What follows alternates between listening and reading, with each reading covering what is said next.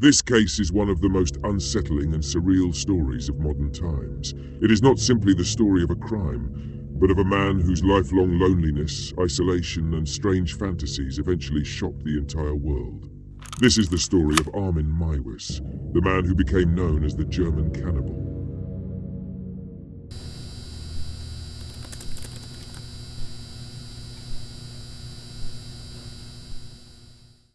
Armin Meiwes was born in 1961 in Kassel, Germany. His early childhood was shaped by absence and control.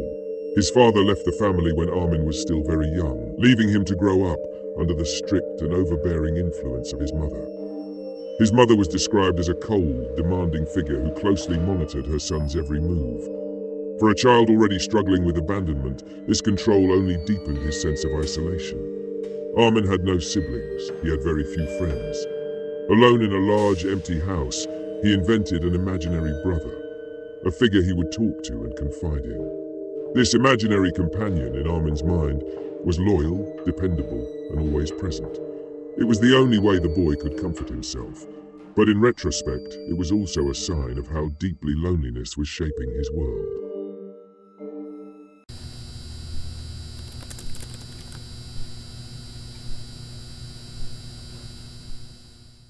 As he entered his teenage years, Armin remained shy, withdrawn, and awkward.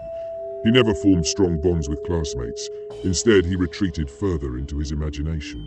It was during this period that he began to develop unusual and disturbing thoughts. They weren't focused on violence in the traditional sense. He wasn't interested in power or cruelty. What he longed for was connection, a companion who would never abandon him, who would always be part of him. In Armin's mind, this desire transformed into a strange fantasy, the idea of taking another person inside himself, making them a permanent part of who he was. For years, he never spoke of this to anyone. Outwardly, he was quiet and polite. Inwardly, his imagination was building a hidden world of strange and forbidden desires.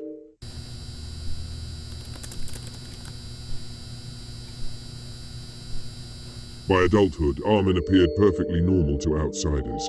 He worked steadily as a computer technician. He lived in a well-kept home. Neighbors later described him as polite, helpful, even a little shy. No one could have guessed the secret thoughts he carried. Armin was not violent. He did not commit crimes in his youth. He did not lash out at society, but the loneliness never left him. His desire for a companion, someone who would never walk away, grew stronger with time.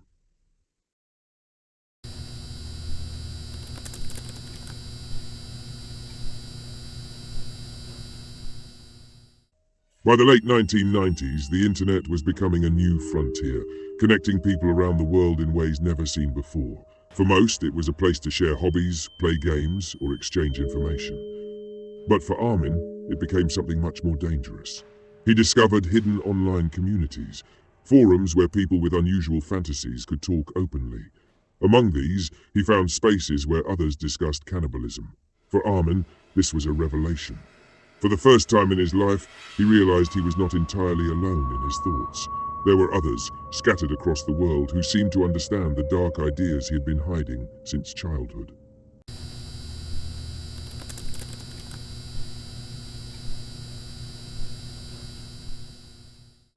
In early 2001, on a forum called the Cannibal Cafe, Armin encountered another man, Bernd Jürgen Brandes. What makes this case so unique is that Brandes was not a random victim. He was a willing participant. According to reports, Brandes volunteered to take part in Armin's fantasy. The two men exchanged messages, agreed on a plan, and finally arranged to meet in person at Armin's home. For Armin, this meeting was the fulfillment of decades of hidden longing. He even set up a video camera to record what happened, almost as if he wanted proof that nothing was forced, that everything was by agreement. That night, Brandes lost his life, and in Armin's mind, his lifelong dream had been realized. He believed he had finally found the ultimate form of companionship, someone who would never leave him again.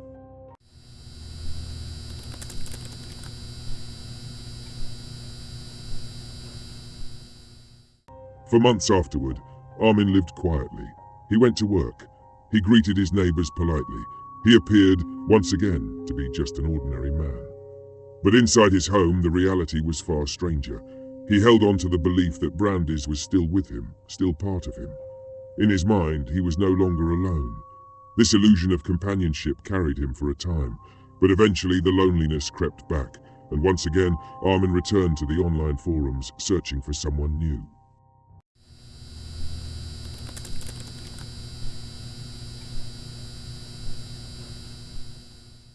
It was this search that ultimately exposed him. In 2002, police became aware of his online activities. When investigators entered his home, they discovered evidence that confirmed everything. There was no denying what had taken place. Armin Meiwes was arrested.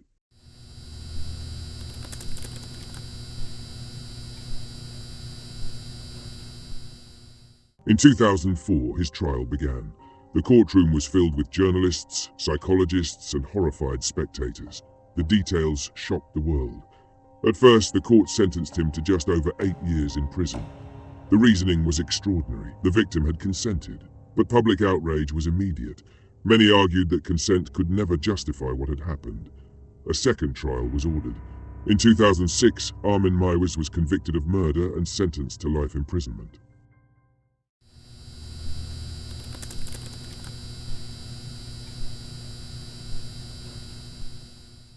Even in prison, Armin's story continued to fascinate and disturb.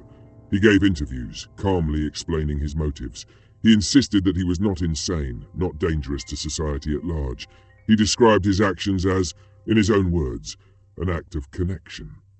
In prison, he began studying, reading, and even working with church groups. Some reports claim that he now warns others about the dangers of living in isolation and the power of destructive fantasies. But the shadow of his crime has never lifted.